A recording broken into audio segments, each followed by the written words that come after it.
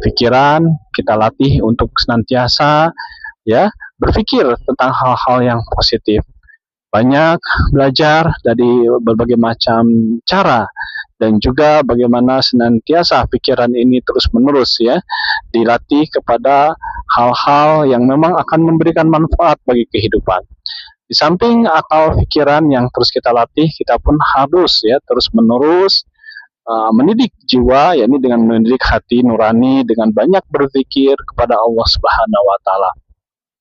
Dengan banyak berzikir kepada Allah Subhanahu wa taala, terutama di waktu pagi dan petang, ini akan menghidupkan hati.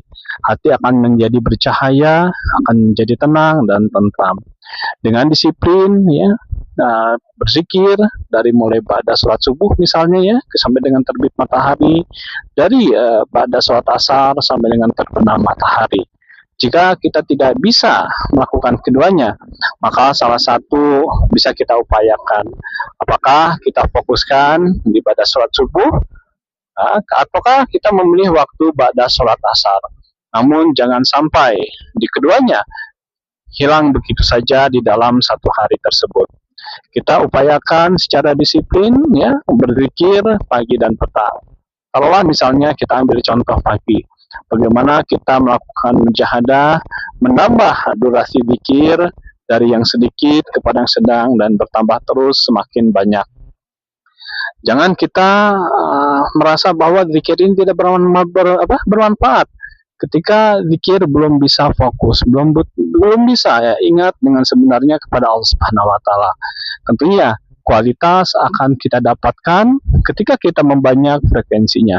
Maka latihlah zikir sedikit demi sedikit ya.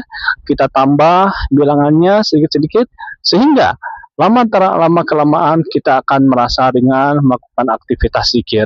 Dan ketika kita tidak bisa ataupun tidak sempat berzikir, ini akan ada kebutuhan, akan ada kerinduan ya untuk melakukan aktivitas zikir.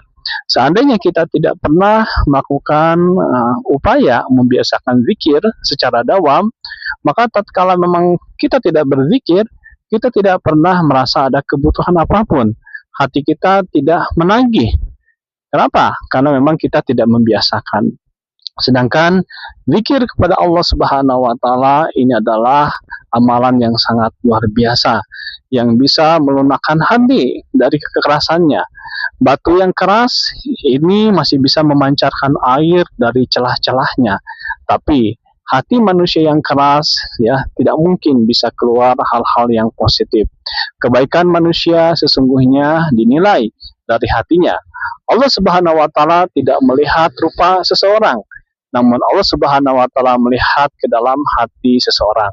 Apakah di dalam hatinya ada asma Allah Subhanahu wa taala di sana, ataukah justru nama-nama lain yang dominan, bahkan kegelapan yang ada di dalam hatinya. Hati yang di dalamnya ada asma Allah Subhanahu wa taala akan memancarkan cahaya yang terang benderang yang akan memberikan kemanfaatan kepada sekelilingnya. Dan tentunya ini merupakan karunia yang luar biasa.